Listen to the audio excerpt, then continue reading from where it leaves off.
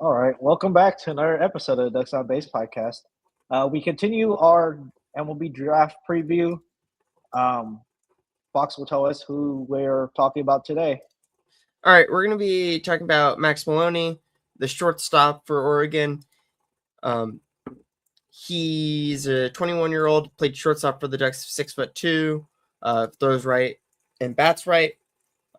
He was he had a down year compared to his previous years with the Ducks this year.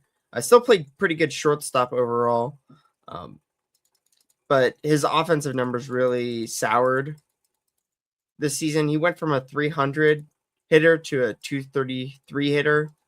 And his basically all of his numbers went down. We don't know if there was an injury or anything that easily could be the case, and that could have sapped some of his offensive output. But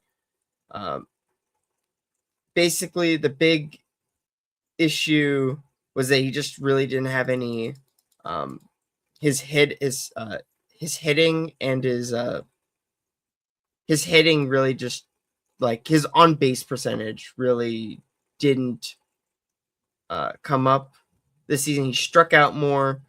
He had more walks and more hit by pitch, but really he's just his hitting really just went away from him this season.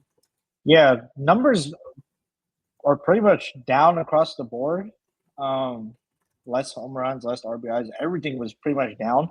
But he was a consistent player in the lineup for Oregon over his 3 years. The local kid played in 160 games, started 156 of them.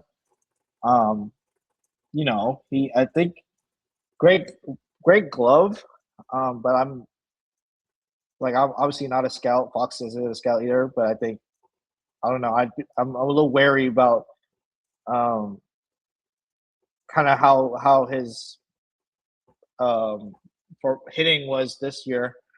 I think there were going into 2026. There was a lot of talk about if he was able to put up another year similar to what he did in his first 2 years, that he might have a chance to go, in the back end first round, maybe in the second round.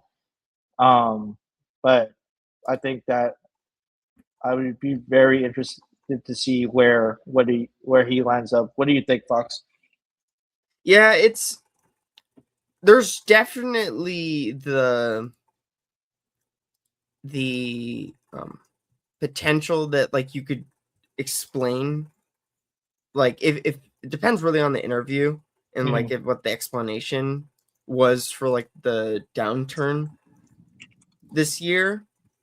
But I mean, he's a good defensive shortstop. There's always a value for that. It's primarily just a question of where the can he get back to a level where he's hitting 300 and then has a 560 slug, or not even a 560, a 500 slug, and then keeps up a 380 on base percentage. Yeah. I mean, all the numbers are going to go down because metal to wood. Mm-hmm. And that's one of the concerning things, is that in the draft report, they did say that, we could see it in his Cape Cod numbers, the home run power didn't continue. So maybe he's more of a Ryan Cooney type player, like we said in the last episode, where it's the home run might be there, but it's he's an on base and fielding machine. Yeah. But I don't know. It really just depends. And Oregon did. One of the explanations could be is that Oregon also did play more higher level pitching over the season. We did play Jackson, Florida. We did play USC. We did play UCLA. We played UCLA twice. We played Texas. I mean, that could be some form of explanation, but I mean, I don't know. I still believe in him. I think he definitely has some definite prospect value, but of the three players that we're gonna the three players that we're going to be talking about in this set of 3 episodes, really it's going to be dependent on like what the offer it is. Yeah. He is. I don't know. We mentioned it. He is listed as the 176th ranked prospect in the MLB pipeline prospect rankings. I count my thoughts on it. I kind of wish he came back for another year. Not only for the Oregon aspect, but also for just his own. His. I think a bounce back would resurrect some of that value he had going into 2026, and we could put up a, obviously that's if he could put up a good season again. But I think that kind of fall. I think out of the 3, probably, I'd say one, depending on where he falls. I think he has it's a 50-50 shot, in my opinion, if he comes back to Oregon. If he slides in the draft and he gets closer to like the 8th, 9th, 10th round, where the signing bonus value isn't as high, I think there is a good chance he comes back. But I don't know. I think considering his struggles in 2026, I would be very interested to see how that kind of changes things. Obviously, like we kind of saw it last year with Mason Neville. I think a lot of people were thinking late 1st round pick, 2nd round pick for Neville. He ended up sliding to the 4th round.